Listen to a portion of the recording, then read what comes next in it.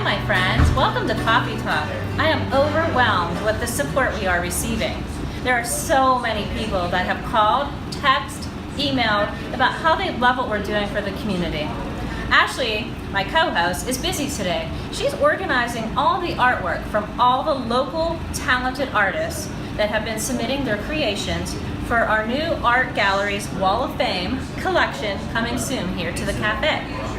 Speaking of community, our first guests today are the voice of the Community Foundation of Westmoreland County. Gail Malloy is the first woman ever elected as chairperson of the board of directors. She's the owner of Westmoreland Paralegal Services, and Phil Koch, who as executive director encourages local residents to become philanthropists. Thank you, Gail, and thank you, Phil, for being on Coffee Talk today. You're welcome. Thank you. Our pleasure. Oh, great. So, Phil. Yes. I was doing my research, and I want you to tell everyone how nearly 200 charitable funds valued at $21 million have formed. So those funds really come from all of the community. That's what makes a community foundation unique and different from a private foundation or corporate foundation, is that those funds are coming from individual families and individual family members throughout our community. Those collectively, they create a number of component funds that are all put together that create the 21 million, actually 22 million at this point in assets at our community foundation. So how does like a nonprofit organization qualify for a grant? To qualify, you just have to be a 501c3 nonprofit organization in good standing with the IRS, and really you also have to fall within one of our special initiatives that we're focusing on right now, or you have to connect with one of the families that have family funds with us that want to provide a grant for you. So each individual fund has their criteria, and they meet with individual organizations? Is that how it works? Well, every family has things that they care about. Okay. That's what makes it unique, is that folks come in and they may care about the arts, or they may care about animal rescue, or they may care about helping those in need. So families determine what they care about, and then they find organizations that they want to give dollars to. And I've happened to notice, since I have a student going to be applying to colleges, I mean, there are grants and scholarships available as well for rising college students? That's right. Out of those 200 component funds, a little over 60 of those are actually scholarship funds that we have.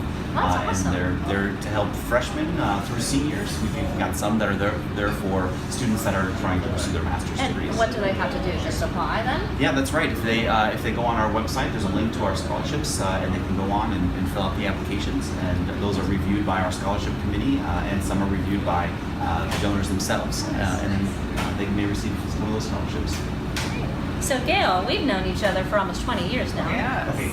You've been an inspiration to me with all of your charitable work on various boards. I've watched you and your achievements, and I'm very proud of you. I mean, how does it feel leading the executive committee, and what plans does the board have for continued growth in the community? Well, it's an honor to be the first female chair of the Community Foundation of Westmoreland County, and in that role also I'm on the Pittsburgh Foundation board and serving on the program and policy committee in the Pittsburgh Foundation too, so I'm continuing to learn and grow myself, which is just so interesting to learn about communities and their needs and the impacts that these foundations provide for the quality of life. I would love to see more females follow in my chair. I mean, that's great. I mean, that's what this show was created for, is, to bring about all the awareness of the foundations and the people leading the foundations and the boards, because it takes a lot of your time and energy to run a business and also volunteer your time. So it means a lot. I mean, I enjoy doing the little bit of volunteer work that I do, and someone like you that volunteers so much. It's Thank you, and we need the volunteers in our community, and they help with all of the nonprofit organizations. Everyone brings a different skill set to the board. So if you're interested in volunteering or donating time or money, there's a lot of opportunity in our community for you. Just find out what you're passionate about and learn where you can apply your talent to that passion.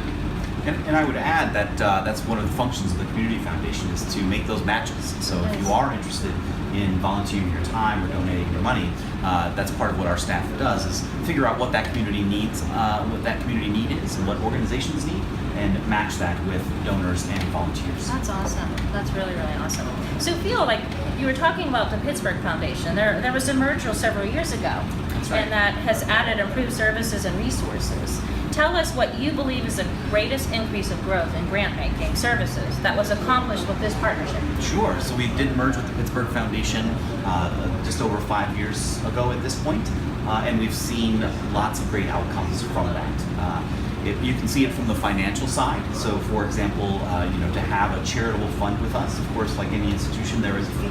That fee was almost cut in half when we merged with the Pittsburgh Foundation because they're just such a larger organization that can provide those back-end resources. I'd also say that one of the assets is really about the level of service that we can provide to organizations and to individual donors. So, for example, we had a family the other day that came in, and it was 3 generations, and they all were wanting to create their own philanthropic plan. But they didn't quite get along as well as we were hoping. As you know, sometimes that can happen with families. No. Right. So we have a staff member at the Pittsburgh Foundation that specializes in family meetings and in family philanthropy. So I can call that individual and have them come up and help lead the family through exercises so that we can come to a resolution. That was a great idea for the merger. I mean, I do a lot of work with you guys with Yes. catering, and I see a lot of the good people, good things. I hear about a lot of different grants that are given out to the local organizations. It's a win-win to have you in our backyard.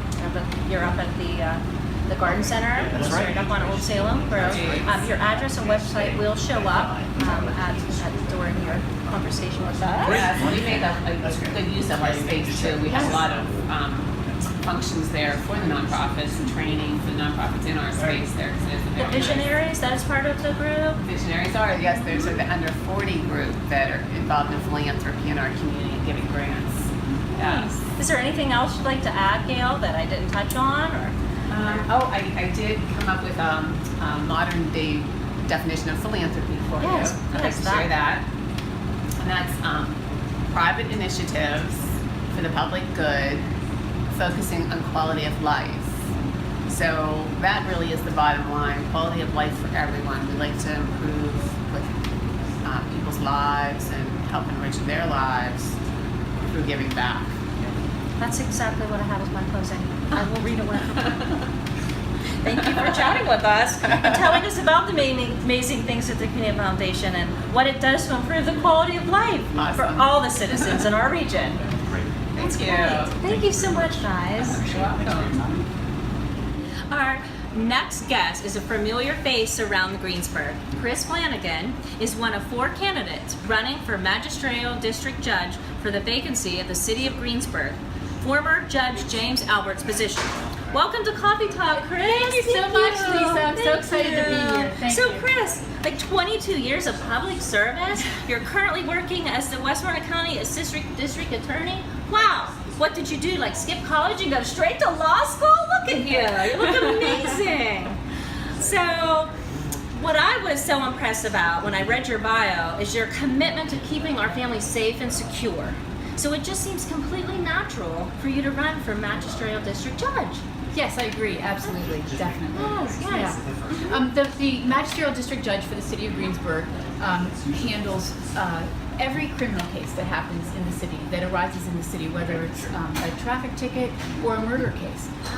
If it arises in the city, it will go there.